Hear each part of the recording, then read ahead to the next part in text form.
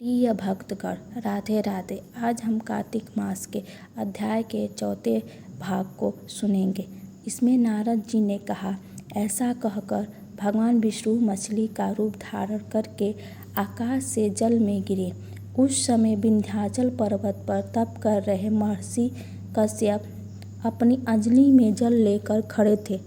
भगवान उनकी अंजलि में जा गिरे। महर्षि कश्यप ने दया करके उसे अपने कमंडल में रख लिया।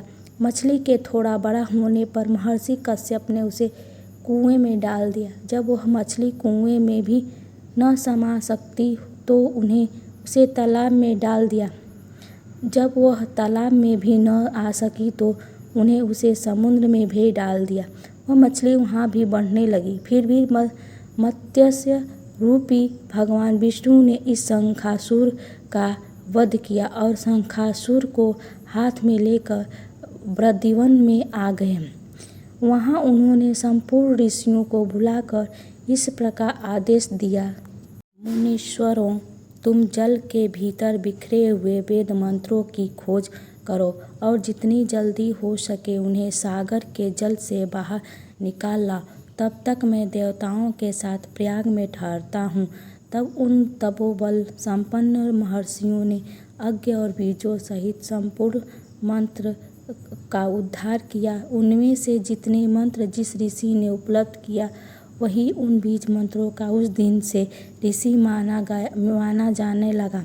तदंतर सब ऋषि एकत्र होकर प्रयाग में गए। वहाँ उन्होंने ब्रह्मा सहित भगवान विष्णु को उपलब्ध हुए सभी वेद मंत्र समर्पित कर दिए।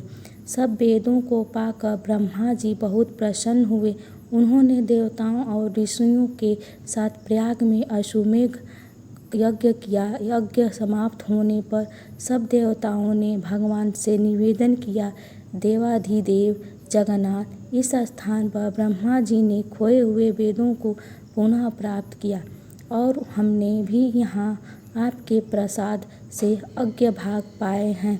अतः यह स्थान पृथ्वी पर सबसे श्रेष्ठ पुण्य की वृद्धि करने वाला एवं भोग तथा मोक्ष प्रदान करने वाला हो। साथ ही यह समय भी महापुण्यमय और ब्रह्मघाती आदि महापापियों की भी शुद्धि करने वाला हो तथा तय स्थान यहाँ दिए हुए दान को अच्छे बना देने वाला भी हो, यह वर दीजिए। भगवान विष्णु बोले, देवताओं, तुमने जो कुछ कहा है वह मुझे स्वीकार है। तुम्हारी इच्छा पूर्ण हो। आज से यह स्थान ब्रह्मक्षेत्र के नाम से प्रसिद्ध होगा। सूर्यवंश में उत्पन्न राजा भागीरथ यहाँ गंगा को ले आएंगे और वह यहाँ सूर्य कन्या यमुना से मिलेंगे। ब्रह्मा जी और तुम सब देवता मेरे साथ यहाँ निवास करो।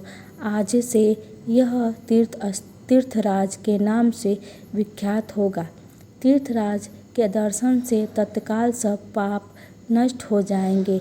जब सूर्य मकर राशि में स्थित होंगे उस समय यहाँ स्नान करने वाले मनुष्यों के सब पाप यह तीर्थ नाश करेगा। यह काल भी मनुष्यों के लिए सदा महान पुण्य फल देने वाला होगा। माघ में सूर्य के मकर राशि में स्थित होने पर यहाँ स्नान करने से सालोक्य आदि फल प्राप्त होंगे। देवाधिदेव भगवान विष्णु देवताओं से ऐसा कहकर ब्रह्मा जी के साथ वहीं अंतर्ध्यान हो गए।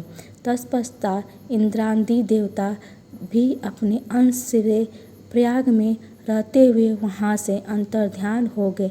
जो मनुष्य कार्तिक में तुलसी जी की जड़ के समीप श्री हरिहर का पूजन करता है और इस लोक में संपूर्ण भोगों का उपभोग कर के अंत में वैकुंठ धाम जाता है, उन्हें सब पापों से मुक्त होकर भगवान की कृपा प्राप्त होती है। प्रिय भक्तगण, ये तो कार्तिक मास की चौथे अध्याय का था। आगे हम फिर मिलेंगे अगले अध्याय के साथ। अगर कथा अच्छी लगी हो तो कमेंट बॉक्स में कमेंट करिए। राधे राधे।